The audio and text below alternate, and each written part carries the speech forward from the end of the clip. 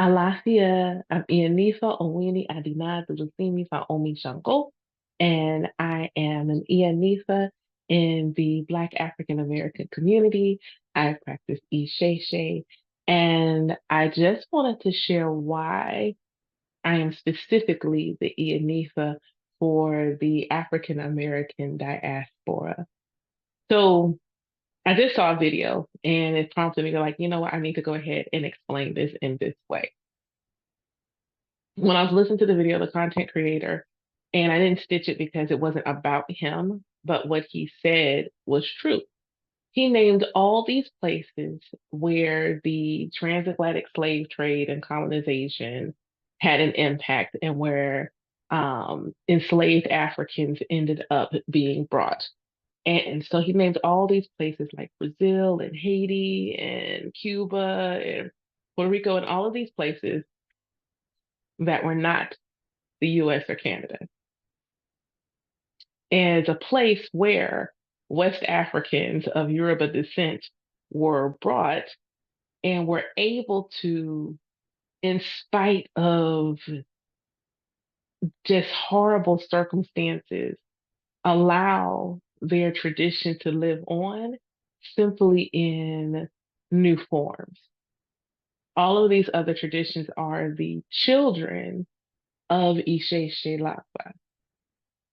And for those that don't know, that is the traditional name of the Orisha tradition, at least as it is practiced in Yoruba land, or was at least, is still today and was pre-colonization. So he named all of these places, but he did not include the Black community of the United States. And that's okay. That's okay, because he's not wrong in that vein. We didn't learn about Isheshe in that way. Isheshe absolutely did come to the United States because there are people who are descended of Yoruba within the United States. And when you look at what happened in the United States that is different from everywhere else, it was one, the mixing of the nations, the mixing of the groups of people, and thus they were all of not necessarily of the same religion. So they may not have all been practicing Isheshe. They may have been practicing Isheshe, voodoo, I don't know the name of the religion, but from the Dogoma. So all of these other African based religions all came together. And then you include the Indigenous American population that was also here as well. So now you have all of these groups together. And so now you're like, okay, what do we do? What do we do? First and foremost, have to learn how to communicate because they all spoke different languages. So once they figured out the communication thing, and then they were able to discuss their religious practices in a way, and like, how do we make this work here where we are? You give birth to what we now call today hoodoo. Our ancestors didn't call it that, but that's what we call it today. That is hoodoo. That is the way that our descendants here in the African American diaspora were able to allow some of their traditions to live on. Like those traditions are the mothers and grandmothers of hoodoo. That's what they are. There may have been, branches of hoodoo that mixed in Christianity and things like that, but the mothers and grandmothers of that religion are all of the ATRs that ended up showing up in the United States. And you can see it here in the way that certain things are similar to the way you do certain things, ways that you make occult things are similar to the way that you make things within hoodoo. All of the things are still there. That's just this is now the new offspring and thus a new thing. It's the same thing with descendants of the enslaved Africans. We are new because we are a combination of nations and tribes that probably wouldn't have come together had it not been for the slave trade.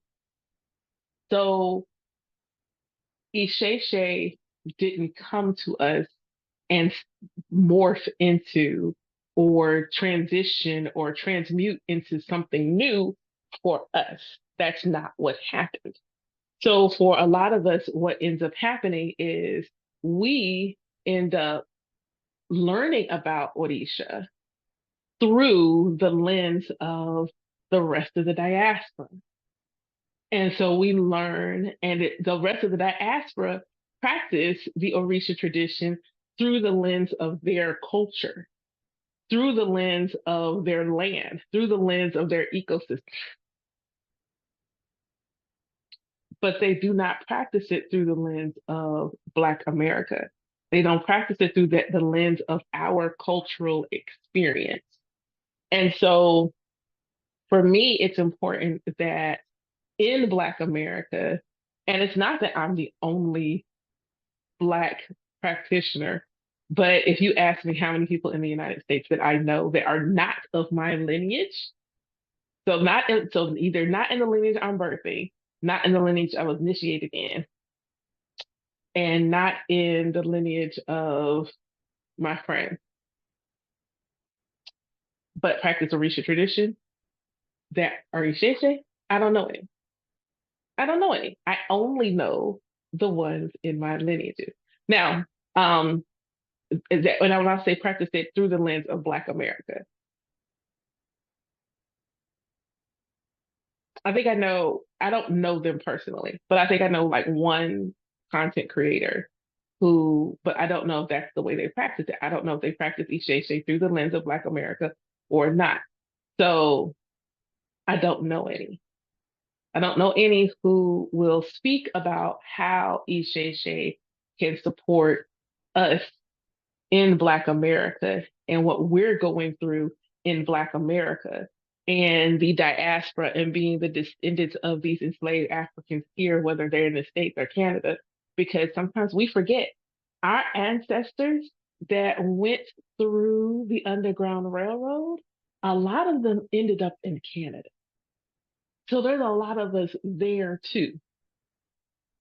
And so being able to speak about how Isheshe has helped me in Black America, dealing with my Black American experience, helped me to deal with things like um, what is the institutionalized racism? How has it helped me to overcome the struggles with poverty?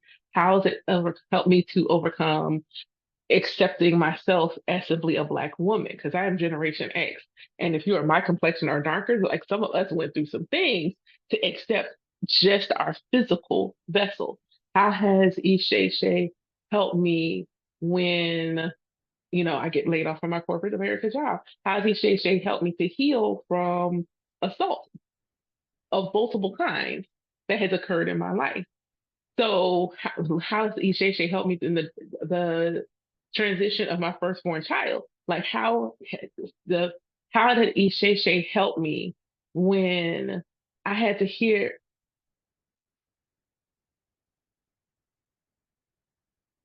in 2020 when I had to see when we really started seeing like on social media socializing on the news more and more faces of my brothers and sisters being unalive.